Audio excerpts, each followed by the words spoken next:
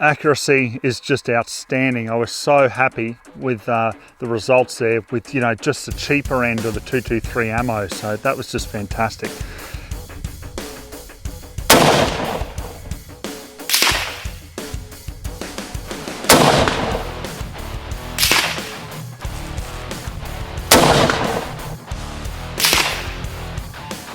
Three shots into 0.3 of an inch at 100. I am just stoked with that.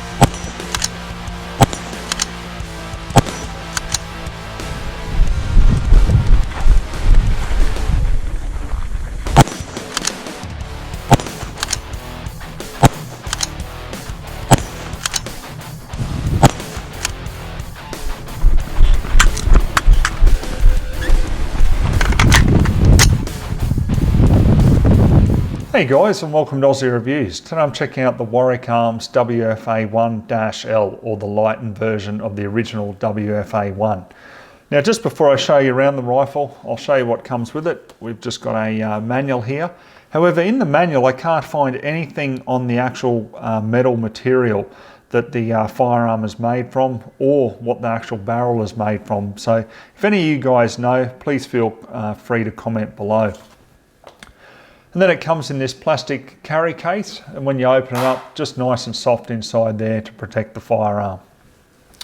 Just go ahead and clear it.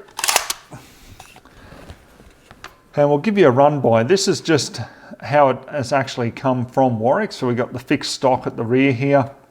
We've got the flat dark earth Cerakote finish, and we've just got the standard AR 10 round magazine with the A2 flash hider on the front there. So there's various different options that you can get from Warwick. So if you jump onto their website, you'll see that, you know, you can get different calibers. So this one's in 223. You can also get it in 300 blackout. Different barrel lengths. You can also choose the different color Cerakote finishes that you want. But basically, this is a Category B firearm in Queensland, Northern Territory, South Australia, and Victoria. So okay, a few things on here that I guess I would probably like to change. So I've thrown the Aimpoint Comp M5 red dot on top, but yeah, there's just a couple of things that just aren't quite how I want it cosmetically. So let's just mix this up a little bit. Now that's a lot better. Magpul CTR adjustable stock at the back there, so it'll suit my length of pull better. A proper Magpul 10 round limited magazine. And at the front there, we've got the Yankee Hill flash suppressor on. So yeah, that's a lot better now, guys, I think. Okay, so let's get a little bit more serious and talk about the specs on the actual rifle. So let's start off with the barrel here. So the one I've got here is a 14-inch barrel. So what they've done is they've lightened that quite a bit. You can see that there. Now the forend here obviously is just one piece on the upper, so you can't replace, you know, with a normal AR forend. It is all just fixed. So the one I've got here for the review is the actual key mod, but you can also opt to get M-lock, which probably would be my preference. So coming back to the action here, they've done a couple of things to actually lighten this. Now, the overall weight is 6.6 pounds, or just on 3 kilo, which is substantially lighter than their original WFA1. So what they've done, apart from lightening the barrel, is also the bolt carrier has been milled out to save some weight. And I believe it's carbon fiber here on the safety selector. It certainly feels like it. So they've done a couple of things just to lighten the weight in various places. So standard AR-15 mags will fit, as you can see here. So this is a proper 30 rounder that's been limited to 10 rounds there, obviously to be compliant. The trigger on it is just a standard AR trigger. So Breaks really nice at 3 pounds, so I really can't see any reason, you know, to change that. I've got the Magpul grip on here. Now, yeah, not too bad. I do sort of prefer the hoe grips, but we'll leave this one on for the review. But still, it's a nice grip, and any other AR grip that you want, you can just modify it if you own one of these, and you know, put whatever suits your comfort level. Now, with this action, I'll just explain that to you because some people out there may have never have seen one of these rifles. So we've got the standard AR safety selector here. So we've got safe and then obviously fire. Now that's ambidextrous. Now we've also got the bolt catch as being ambi on this as well. So if I turn it over there, you can see that we've got it there as well. So, you know, great for left and right-handed shooters. Now, obviously the cocking handle is on the left-hand side, and that's for right-handed shooters because my right hand is going to be on the pistol grip of the rifle, whilst my left hand will operate the action from there. So I'll just go ahead and I'll drop the magazine out of it so you can see this up a little bit closer here. So obviously the way that it works is, you know, you fire, I'll take it off safe, fire, and then pull back, loads another round, fire, pull back, loads another round, okay? So that's how it works. It is a manually operated firearm. So at the rear here, it is a standard mil-spec buffer tube. So that's the reason why I took the fixed stock off and I put the Magpul CTR stock on, because I found with that fixed stock, it was just way too short for my length of pull. So, you know, I'll have this right out here, and that'll be a lot more comfortable for me to shoot during this review. We've also got some sling attachments here, so if you've got some of the Magpul slings or some other ones that you can just attach there, you know, that'll be handy out in the field as well. Especially if you do, you know, like you're out in the field and you shoot game and you want to go up and you want to skin or butcher or something, you know, you can just sling your rifle and have both hands free to, you know, take immediate action. So it's really quite handy to have out in the field. Along the top here, we've just got full length Picatinny rail here. So, you know, as I say, I've got the Aimpoint Comp M5 red dot there, but I probably will just put a scope on to start with, guys, just so I can test the accuracy of the rifle. And then once I know what ammo it really likes, I'll go back to the red dot where I can have a bit of fun with the rifle. Okay, so I thought I'd break it down for you. So you can see where they've milled out a fair bit of material here on the bolt carrier from the original rifle. So obviously it's going to save a little bit of weight there. So let's just pop out our firing pin retaining pin. Firing pin comes out. As you can see, that's the standard AR firing pin. Take our cam pin out. That's obviously a lot different for this rifle, and the bolt itself. Now these two guide rods and springs is basically what the bolt works on. When you manually pull it back, let it go, the spring will push the bolt forward and lock it into place for you. Now on the actual bolt itself, you can see that everything here is pretty much an AR piece. So in other words, the extractor here is just a standard AR-15 extractor by the looks of it. And also the ejector here is the same, but obviously there's no gas rings, you know, because it's not a semi-automatic. It's just, it would be impossible, guys, to turn this rifle into a semi-auto, because even on your lower receiver, I mean, there's just one piece solid steel at the back there, where normally you've got, you know, your buffer tube and naturally your buffer and buffer spring on a semi-auto or full auto AR. So yeah, so it just can't be done. I know there's some people that think that it can, but no, it certainly can't. But anyhow, I just thought I'd break that down for you so you can have a look at it a bit closer. So I will add too, guys, the bolt carrier there is also covered or coated in titanium nitrate. So basically this is just improves wear resistance and corrosion resistance. So yeah, there's been a lot put into the rifle, I must admit. I'd just like to know what material the receivers are made from, and also the barrel as well. So as I say, if you guys know, feel free to comment below. So that brings me to price, guys, $3,250 from, okay, so starting at, it's Australian made, so, you know, good on them for doing it and bringing a quality product to the market. But, you know, as I said when I did the original WFA1 review, you've really got to weigh up, you know, Are you going to get the use from this rifle, you know, for that price point, or would you be better off just buying a really high-end bolt action rifle? But anyhow, I'm really interested to see how this goes, because I reviewed the previous one in 300 blackout, and obviously this one being in 223, I mean, this would be my preference to go 223 over 300 blackout. So yeah, let's get out on the farm now, guys. Let's put a scope on top, get it sighted in, and just see how it goes for accuracy. Okay guys, so I've got a good selection of ammo here. We'll start off with the American Eagle with the 50 grain tip varmint round. So yeah, hopefully, you know, that shoots well because it is pretty budget ammo. Then we've got the 55 grain from Federal. This is a Power Shock. Then we've got the 52 grain Spear from Federal Premium. So that normally performs really well. So I've got high hopes of that. Then another good performer, we've got the OSA loaded with the 55 grain Sierra GameKing, which is just an absolute brilliant hunting cartridge.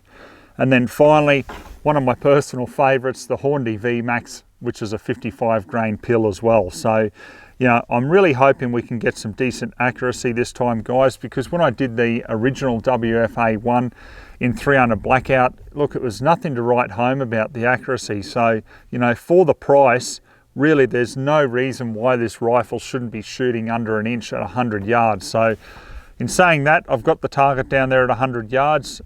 Look, it's a pretty lightweight, thin barrel. So, you know, I'll just fire 3 rounds per group and we'll see if we can get under that inch at 100. That's the goal.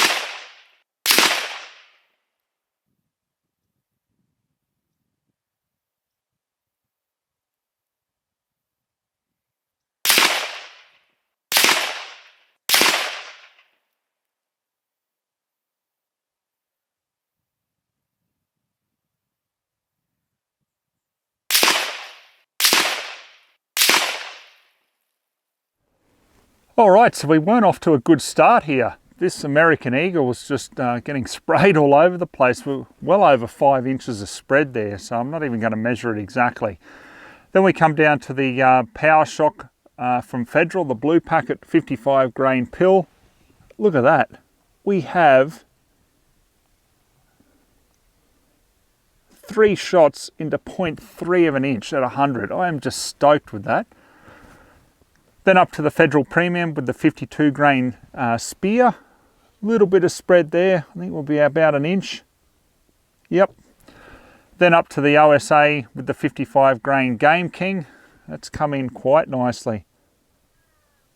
0.6 of an inch, so that's really good as well. Then down to the HORNADY with the 55 grain VMAX. Little bit of spread there. It's going to push us out to 1.1 inches. So guys, this is probably the first time in all the time I've been doing the reviews that the Blue Packet Federal has just been the clear winner. I mean, look at that. It's absolutely beautiful. So I think what I'll do now is I'll throw that Aimpoint Comp M5 red dot on top, get it zeroed, and have some fun with the rifle. So loading AR mags is very simple. All you need to do is just push down the top and then little push to the rear just to seat them home. So they're very quick to load.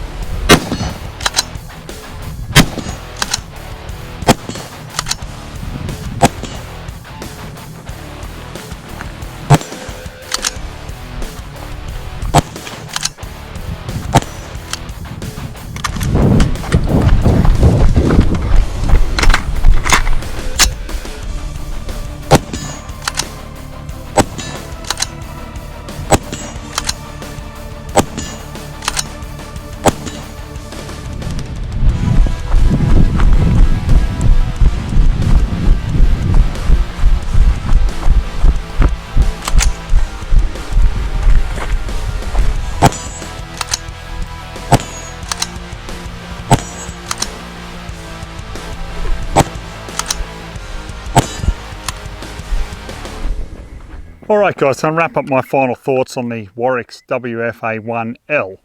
Honestly, what a massive improvement over the previous model. Accuracy is just outstanding. I was so happy with the results there with, you know, just the cheaper end of the 223 ammo. So that was just fantastic. Now, look at it. I mean, it's just got a beautiful look. It's done to the way I like it now. You know, it just looks the part when it's just got the full length magazine there, a decent red dot on top. So, you know, if you do spend the money in getting one of these, you know, don't skimp and put some $200 or $300 red dot on top. You just insult the rifle in my view. Put something decent like a Aimpoint Comp M5 or, you know, a T2 or H2 micro. Yeah, just something quality. Now, as for just the performance of it in general, guys, look, this certainly isn't a bench rifle. It's not even designed for that. You know, apart from seeing what ammo it liked, I mean, that's the only time that I would ever use it off a bench. It's meant for coming up to the shoulder, some quick shots there, quick reload, you know, and being able to take mobs of pigs and stuff like that with ease. You know, that's obviously the design for it. Now, only one single complaint about this rifle, just one. So I'll turn it around here. Now, when I'll try to bring that in the camera a little bit. So there's your bolt release there, okay? So if you're used to shooting an AR, a lot of the time, you know, you'll just hit it with your thumb. Sometimes your thumb comes up a little bit too high, and what I've found with reloading on the run is that actual bolt handle there comes across and whacks the top of your thumb, okay? So look, that's just something to be aware of. If you're used to shooting an AR, you're probably going to get caught up on that. If you're not, then you'll probably learn just to keep it well and truly out of the way. That's honestly my only complaint about it, guys. As for the price, like I say, with a lot of you know, firearms that are of this sort of price range, you've really just got to weigh up and be honest with yourself. Are you going to use this for the purpose it's made for? You know, if you're just going to be shooting off a bench every now and then at the range, yeah, it's up to you. Ultimately, at the end of the day, it wouldn't be my choice. I'd go for a nice bolt action. But if you're out, you want to chase some ferals, you want something that's pretty lightweight, compact for getting around in the scrub, this is definitely it. So I'll leave the review at that, guys. Hope you really enjoyed watching it. So till next time, we'll catch you then.